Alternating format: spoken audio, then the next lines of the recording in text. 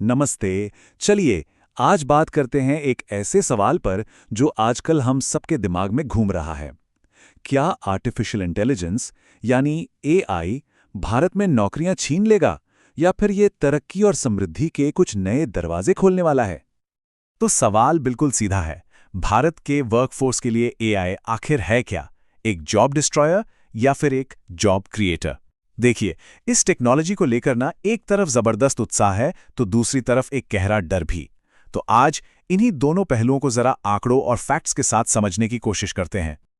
तो सबसे पहले सिक्के का वो पहलू देखते हैं जो चिंता पैदा कर रहा है, यानी नौकरियों पर मंडराता हुआ खतरा। जरा इस नंबर पर गौर कीजिए, 6 करोड़।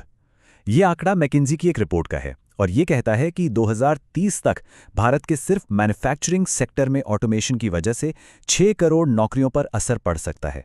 अंदाजा लगाइए, ये संख्या यूनाइटेड किंगडम की पूरी आबादी के लगभग बराबर है। तो सवाल यह है कि कौन से सेक्टर्स सबसे ज्यादा निशाने पर हैं। देखिए, इसमें शामिल हैं कपड़ा और इलेक्ट्रॉनिक्स मैन्युफैक्चरिंग, आईटी सेक्टर के एंट्री लेवल रोल्स और कस्टमर सपोर्ट या बीपीओ जैसी नौकरियां। इन सब में एक बात कॉमन है, ये वो काम हैं जिनमें एक ही तरह के टास्क बार बार दोहराए जाते हैं और एआई ऐसे कामों को बहुत तेजी से और आसानी से ऑटोमेट कर सकता है। और हाँ, ये कहानी सिर्फ भारत की नहीं है। आईएमएफ के डेटा के मुताबिक दुनिया भर की करीब 40% नौकरियां एआई के प्रभाव में हैं। इससे साफ पता चलता है कि एक ग्लोबल वेव है, एक वैश्विक चुनौती है और भारत इससे अलग थलग नहीं रह सकता। लेकिन भारत के सामने एक बहुत बड़ी और अपनी एक खास चुनौती है और वो है यहाँ का विशाल असंगठित क्षेत्र। हमारे देश में लगभग 90% लोग इसी सेक्टर में काम करते हैं। अब सोचिए, इनके पास ना तो कोई सोशल सिक्योरिटी होती है और ना ही नई स्किल सीखने के लिए आसानी से कोई ट्रेनिंग प्रोग्राम्स उपलब्ध होते हैं। यही बात उन्हें इस बड़े तकनीकी बदलाव के सामने और भी ज्यादा कमजोर बना देती है।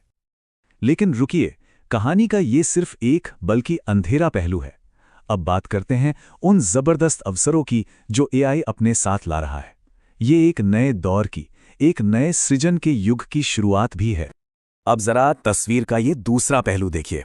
वर्ल्ड इकोनॉमिक फोरम का अनुमान है कि 2025 तक एआई जितनी नौकरियां खत्म करेगा ना, उससे 1 करोड़ 20 लाख ज्यादा नई नौकरियां पैदा भी करेगा। ये एक नेट गेन है जो बहुत ज्यादा उम्मीद जगाता है। और अगर हम खासतौर पर भारत की बात करें तो यहां भी नई नौकरियों की एक बड़ी लहर आने की उम्मीद है। अनुमान है कि 2025 से 2030 के बीच कस्टमर सर्विस में करीब 40 लाख, आईटी और सॉफ्टवेयर में 10 लाख और यहां तक कि हेल्थ केयर सेक्टर में भी 10 लाख नए एआई रिलेटेड रोजगार पैदा हो सकते हैं। तो ये नई नौकरियां आखिर होंगी कैसी? सोचिए, मशीन लर्निंग इंजीनियर जो एआई सिस्टम्स को ट्रेन करते हैं, डेटा साइंटिस्ट जो बड़े बड़े डेटा से काम की जानकारी निकालते हैं, और एआई कंसल्टेंट जो कंपनियों को ये टेक्नोलॉजी अपनाने में मदद करते हैं। ये सब हाई स्किल और हाई वैल्यू जॉब्स हैं और इसका हमारी इकोनॉमी पर भी जबरदस्त असर पड़ सकता है। नैसकॉम का अनुमान है कि 2025 तक एआई और डेटा भारत की जीडीपी में $500 अरब से भी ज्यादा का योगदान दे सकते हैं। ये इकोनॉमी के लिए एक बहुत बड़ा, बहुत ही बड़ा बूस्ट होगा। इतना ही नहीं, जो लोग खुद को एआई की स्किल्स से लैस करेंगे, उन्हें इसका सीधा सीधा आर्थिक फायदा होगा। पीडब्ल्यूसी की एक रिपोर्ट बताती है कि एआई स्किल्स जानने वाले कर्मचारियों को अपने बाकी साथियों के मुकाबले 20 से 40% तक ज्यादा सैलरी मिल सकती है। तो ठीक है, हमने खतरा भी समझ लिया और अवसर भी देख लिया, लेकिन अब सबसे बड़ा सवाल यह है कि भारत इस बदलाव के दौर को संभालेगा कैसे? इस बड़े गैप को हम पाटेंगे कैसे? इसका जवाब एक शब्द में है, सीखना या अपस्किलिंग। देखिए, अपस्किलिंग ट्रेंड्स रिपोर्ट 2024-25 के मुताबिक लगभग 88% लोग खुद ये मानते हैं कि अगर इस टेक्नोलॉजी के दौर में अपना करियर बचाना है तो नई स्किल सीखना सबसे ज्यादा जरूरी है। मतलब लगातार सीखते रहने की जो इच्छा है ना, वही सबसे बड़ी कुंजी है। तो एक देश के तौर पर हमें एक 3 पॉइंट स्ट्रैटेजी पे काम करने की जरूरत है। पहला, बड़े पैमाने पर अपस्किलिंग और रीस्किलिंग प्रोग्राम्स चलाना। दूसरा, सरकार की तरफ से ऐसी पॉलिसीज लाना जो इस बदलाव में मदद करें। और तीसरा, एंटरप्रेन्योरशिप यानी उद्यमिता की संस्कृति को बढ़ावा देना, ताकि लोग नौकरी ढूंढने वाले नहीं बल्कि नौकरी बनाने वाले बने। और अच्छी बात यह है कि इस दिशा में कुछ कदम पहले ही उठाए जा चुके हैं, जैसे स्किल इंडिया मिशन, अटल इनोवेशन मिशन यानी एम और नीति आयोग की नेशनल स्ट्रैटेजी फॉर एआई।